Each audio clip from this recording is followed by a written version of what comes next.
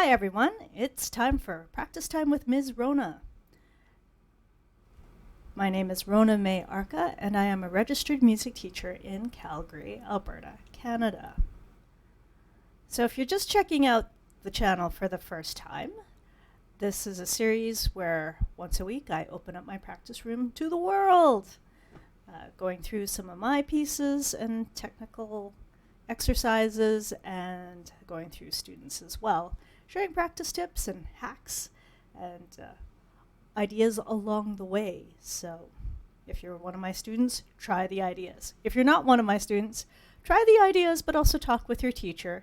See if there's a way that you can, make it work for you, because everyone's different. Everyone's got different hand sizes and different heights. So, you have to adjust. So one thing I'm doing for the next little while, we'll see how it goes, let me know, is that I'm going to just pre-record the sessions. I'll still stick with the theme, but I hope that this way that gives everybody a little bit of a more focused video, and also gives me the opportunity to just, when it's practice time, it's practice time. So hopefully that works for everybody. Do let me know in the comments. Before we get started, let's introduce the theme for the week. And the theme is Baroque dances. We're going to look at, I think, I've got 3 or 4 pieces. Definitely more than 3. Okay, and before we get going, I just have to do my due diligence. So just share the affiliate disclaimer. So the book links below have affiliate links to Amazon and sheetmusicplus.com. And as well, just the fair use disclaimer. So everything that's being shared here is for educational purposes. So that falls under the Copyright Act of Canada, fair use. So the due diligence is done, so let's get the show on the road with the first piece. So it is Minuet in C minor. So, Baroque dances. Baroque dances were the rage back in the 1600s. More for, the upper class, but there were some dances too that, the us plebeians, the common peeps, they had their own dances as well.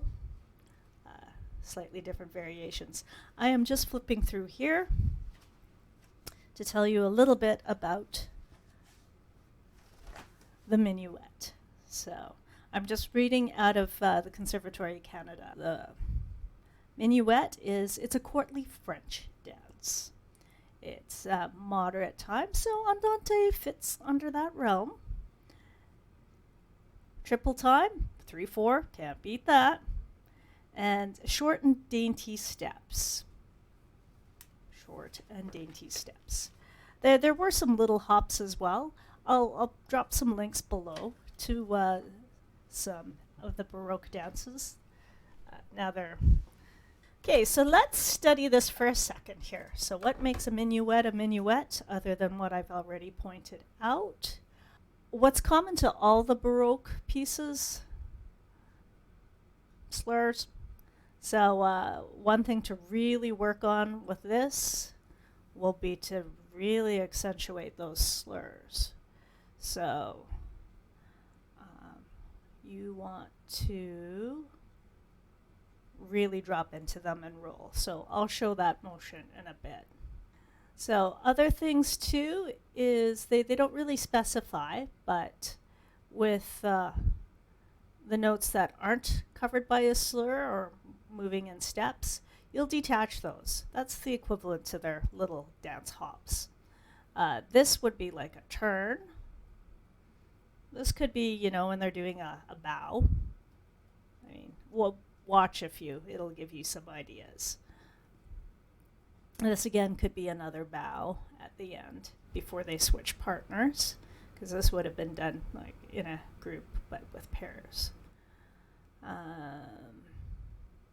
As you can see, my students got a few trouble spots. Sometimes you've got that, where you have a da capo and you go back and repeat the beginning part. So structurally, dances do have a structure just like poetry. So this would be your A section. We come down here, B section, and then it goes back. So it's in what's called 3-part form. And this is good to know. You want to really understand the patterns. It helps with the memorizing. Don't just rely on straight up repetition. Understanding the form and looking at the patterns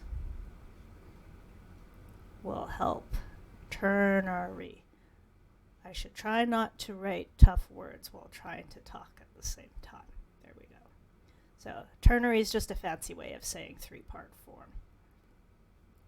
Okay, so other things to discuss. We could add some ornaments, but we don't need to worry about that yet. And you can see what I'm talking about with the, oops, I'm dropping my stylus, the slurs. So you really want to drop in and come up. So what I've noticed with a lot of students who just start, they'll stop the motion right there. Okay, let's zoom in on that so you can see. Okay, so let's just show you exactly what I'm talking about. A lot of beginners and transfer students as well, they'll stop the motion here and then kind of pop off of that. This needs to be the equivalent of you do a stronger step on beat 1 and you're just getting ready to hop perhaps on the next beat. So, but it's the stronger step on beat 1. So you really need to bend that wrist and roll in. If we were singing, then it would be like a sigh. So every teacher's going to bug you about this.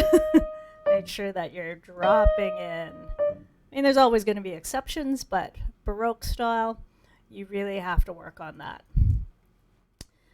Left hand, we've got that as well. All right. Okay, so that's one thing to really, really work on. If I was a student, and when I teach this to my students, we go through slurs. Maybe we need to go and review slurs more regularly. Yeah, that would be a good idea. What else could you look at? Well, I was talking about detaching, right? And there's things like, zoom in on bar 3 here for a sec.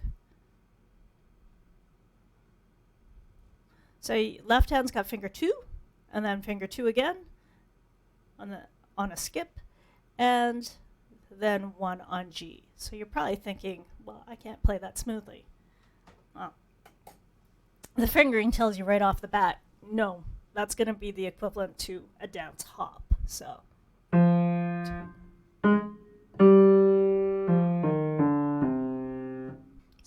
once again, finger 2, and then hop. That'll be a nice heavier step. So that's another thing to really worry about. Lots of repeated patterns. I mean, if you look, this comes back.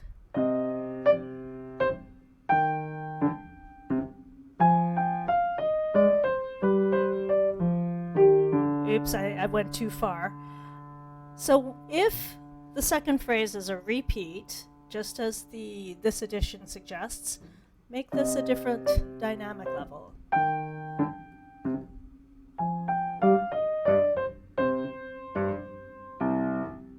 Do we have any sequences? This one doesn't really have much for sequences. Okay, one of the other pieces will.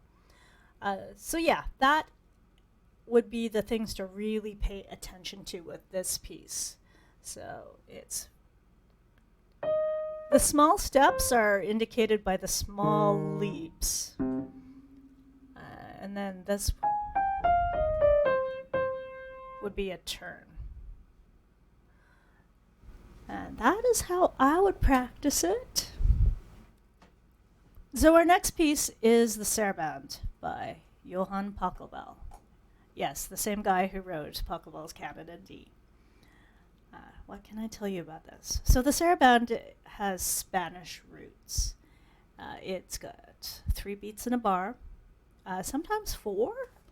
I've read that sometimes 4, but I've usually seen 3. And it's slow, so even though this is marked as Andante, this one has a slower metronome marking. It's a bit of a sultry kind of dance. Again, I'll put a link down below.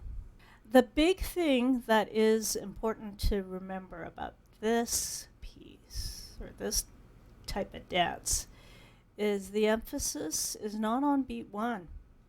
It's on beat 2. So you can see that with beat 1 being soft, and it's a little staccato, and then you're dropping into beat 2. And then you've got the slurs there, so you're gradually getting softer as you move down, pretty much. Now, this one's nice. We actually have what's called a sequence. So if you look at this pattern,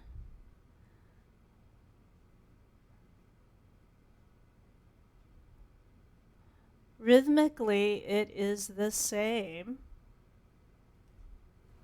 for quite a while. But if you take a look at the top notes for the beginning of each of these, so starting on D, then on C, then down to B flat, then down to A, then down to G, then down to F, and then down to E flat, and then finally down to D. So it's a little bit of a scale. This is what's called a sequence. So a little pattern that repeats, and you just copy and paste at a different pitch level. That's good to remember for memorizing. And then in the second half, so structurally we've got 2 distinct parts. Use the repeat sign as your guide for some of these sections. That's totally different, but again, we've got a repeating pattern. You need to look at what's the same, what's different. The tendency, especially with this being staccato and this being held, is the left hand is going to want to be staccato as well. So you'll have to keep it super slow to work on holding those. So the other big challenge with this is here.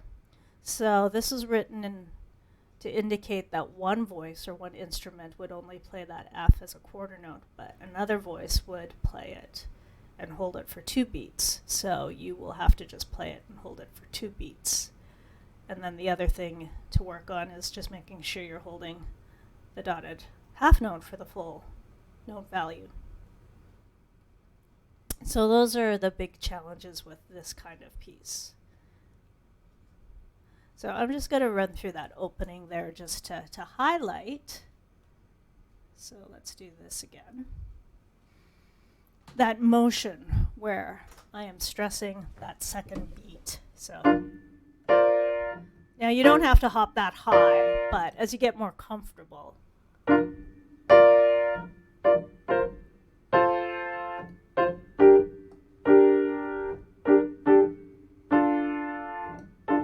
And I would pay attention to fingering. It's really important in Baroque music.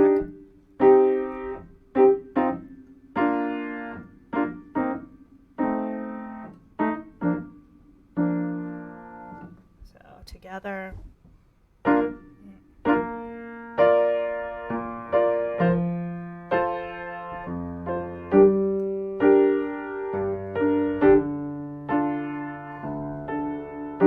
Oops.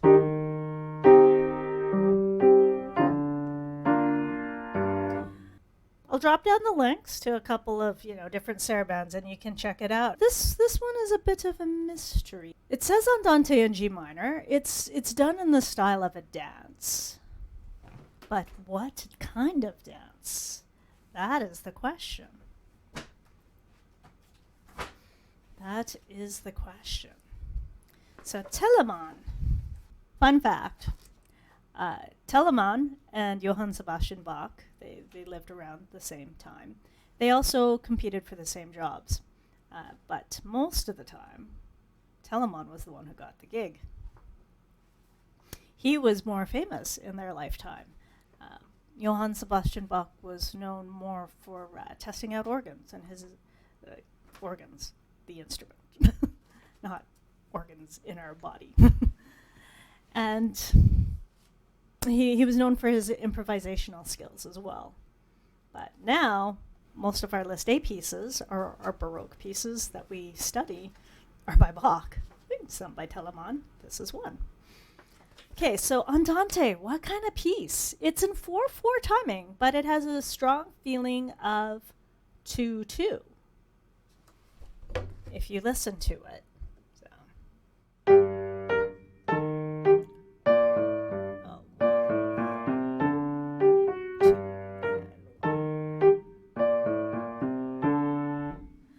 The other thing is that it also starts on a pickup. So let me get the music up here so you can see what I am talking about. Boom. So 4/4 time, but the keys, well, the time signature here is written in half notes. So while you're feeling it in 2/2. And then this starts on the second beat. So what kind of dance could that be? It could be a Bourée, which is a lively French dance, 2/2 time. Begins on the last quarter of the measure. That's the last half. It could also be a gavotte,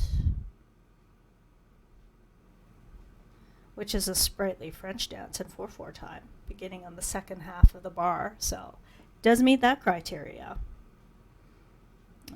It could be also, there's no drone, so not a musette. It could also be a rigodon, which was a popular French dance in duple time. So 2/2 time or 2 whatever time, begins on the last quarter of the bar. It could be more of a gavotte. So, kind of jumpy. Feeling it in 2 starts on the second half of the bar. So, that does meet that criteria for sure. Okay, so let's take a look at form. So, we've got an A section. We would repeat. If you're not going to do ornamentation, we won't do repeats. Plus, anyone doing an exam or festival knows not to do the repeat. Oh, this one's nice. It's got sequences. So we can talk about that. Okay, so it looks like it's a 2-part form. There's 2 distinct parts, so that is called binary. So that phrase, that's where that ends. If it starts on a pickup, the rest of the phrases will also start on a pickup. And here we've got a bit of a sequence. Da da da da da da da da da da. And then the pattern changes. Da da da da da da da da da. And then that sequence begins again. Da da da da da. Da da da da da. Ba ba ba ba ba ba ba ba. These would be more detached, and then you would concentrate on, slurs, bringing those out there and here. But the rest of these can be kind of portato or semi-staccato. So now let's get on with how to practice this. Well, most people start at the beginning, but I think this would be good to look at the end. So here, you don't always have to start at the very beginning. I mean, we tend to repeat the beginning quite a lot, and then that gets really, really strong, but the ending gets really weak, or is weak. So it's actually sometimes good to start at the very end. So I'm going to just deal with that last phrase, and we can play with, different articulation. So we've got.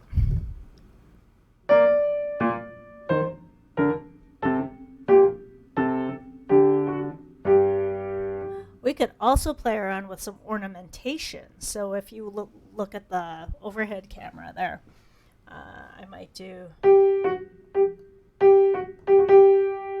That would be a mordant.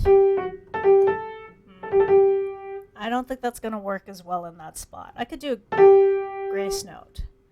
I could do something fancier maybe at bar 4. Could try that. Okay, so yeah, this would definitely be detached. So could play around with dynamic level there. It does say mezzo forte, but you could do a crescendo or a diminuendo and then a crescendo towards the end. Could play around with that. So it's one thing to remember, not just with Baroque music, but with anything. If there's a repeated pattern,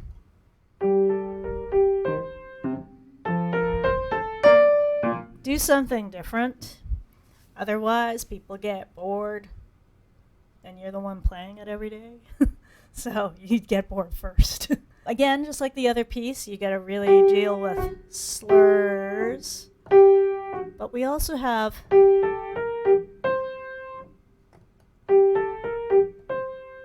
a slur over a bigger group. So hop, hop, hop, hop, hop, drop, lift, but without slowing down. Okay, so let's talk about ornaments. So that end of bar 4 there would be really good to throw in an ornament. So I'm going to experiment. So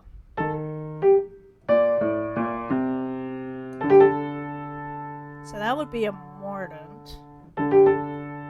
Let's try.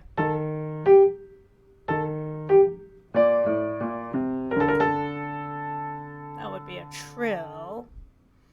Could do maybe.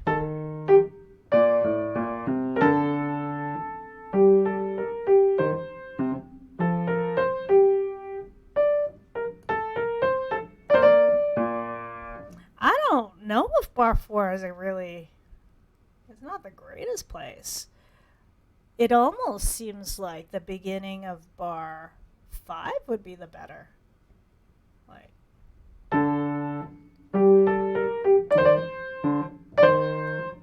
Even just a simple grace note. Could do that.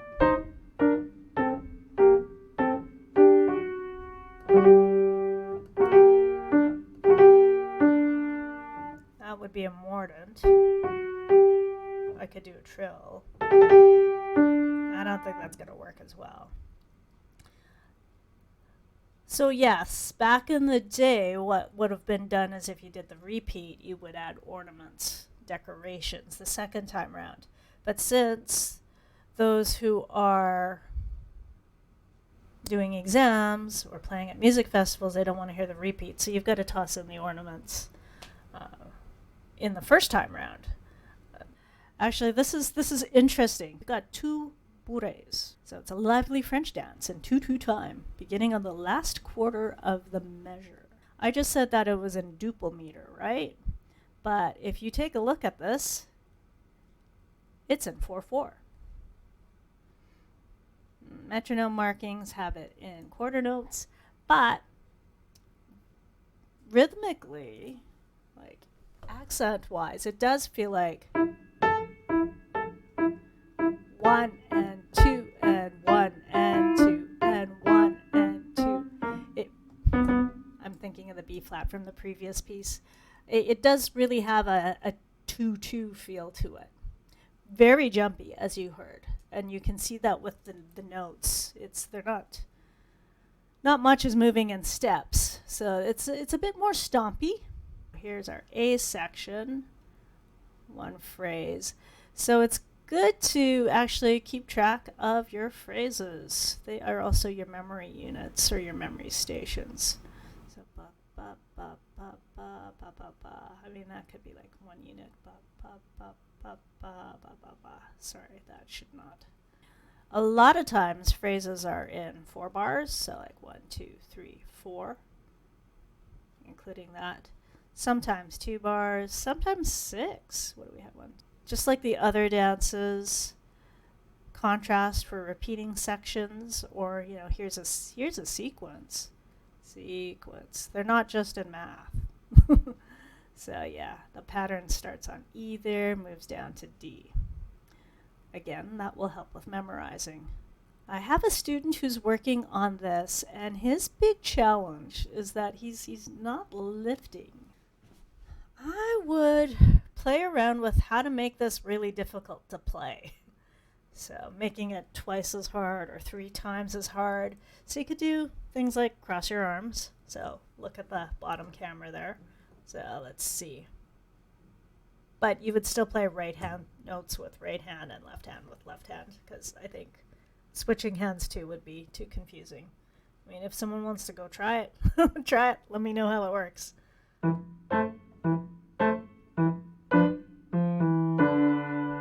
That's trippy. I should have gone slower.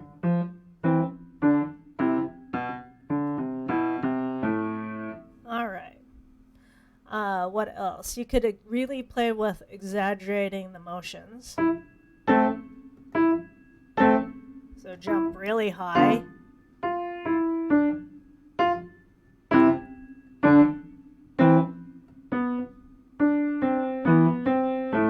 The equivalent of enunciating. So that's how I practice that if I would have issues. So the last piece that we're going to take a look at is another Boree. So it's actually spelt in the English way, because Richard Jones, the composer, was English. So this one is actually written in 2/2 time. So let me just show that to you. So you can see 2/2 time. Metronome marking clearly shows you need to feel it in 2 beats in a bar. Lively. That is a staple of Bourées. So we've got the equivalent of a turn there. So this would be like a turn. You could play that, well, do legato, and then these would be like that sticky staccato. Or portato. Phrase-wise, so it starts on a pickup, ends on a pickup. I'm just trying to remember what my student is having challenges with. I think it's more the second half, so we'll zoom in there. There's our A section, there's our B section. Again, I'm using the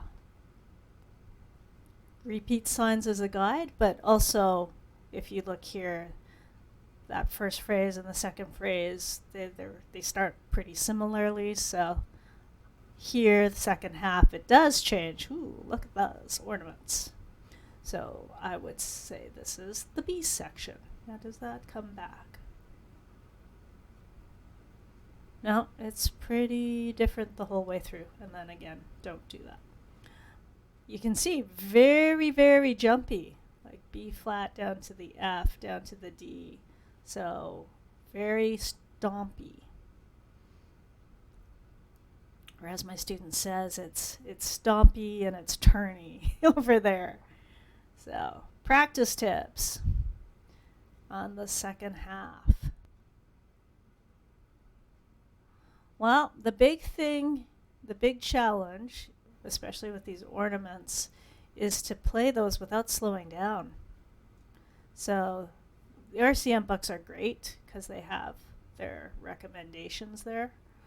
Okay, so I'm going to run through this bit here because we've got 2 different ornaments. We've got this one and this trill here, where we're wiggling starting from the note above. And then B, they're saying it's a trill with a turn. So here's the trill part, but here's the turn part. And turn.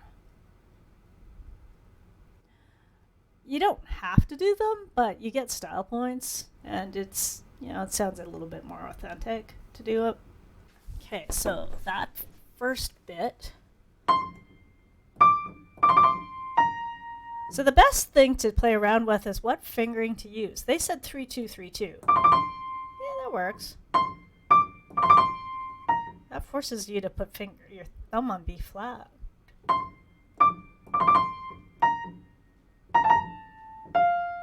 I guess it's not too big of a deal. I'm just checking to see if there's a precedent for that. Nope, no precedent.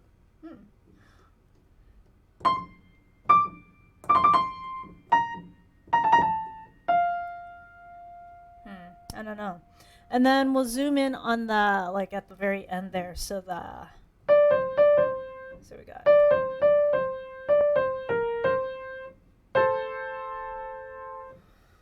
Okay, so it's written as a half note. What they've given us is what's called a measured trill. So we're making them equal. So 3 and 4 and. So could do that. That would be like level 1 difficulty. So we have.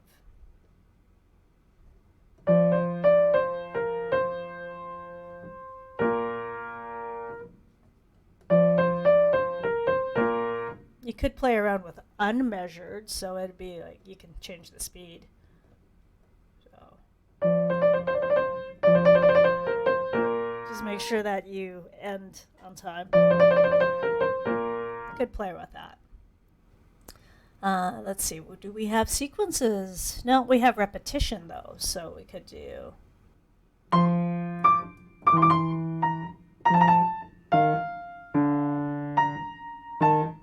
Oh.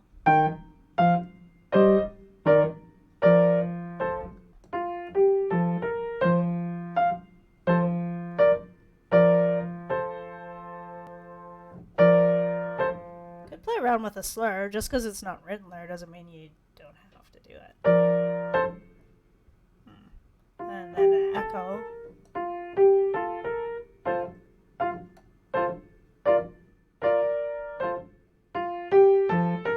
So they've actually written it in the music to change the dynamic level on each repetition.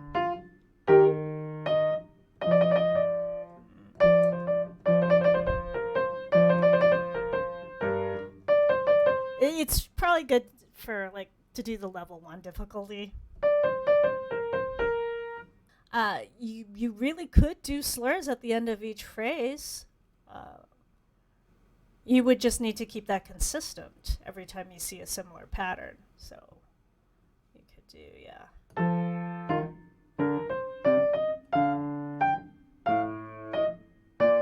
I don't know, but it kind of, well, either or. I think that's personal preference, but the main thing is you need to be consistent. Well, that takes us to the end of this session. So hopefully you got some good tips. So whether or not you are working on a Minuet, Sarabande, or Bourée, there's aspects there that you can apply to any of your Baroque pieces. So it could be.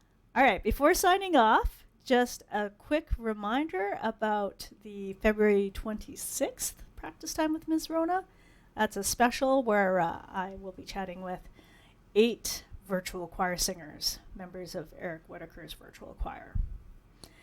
We'll be doing the recording next weekend, so on the 20th. If you have any questions that you'd like to ask them, please let me know. Drop them down in the comments, and I'll bring them up in the discussion. They are looking for questions, so whether it is a tech question about virtual choir projects, or if it's just a general singing question or a choir question, bring it on. They would love to answer it. Otherwise, we're just going to sit there and reminisce and talk about some of the harder projects. What else?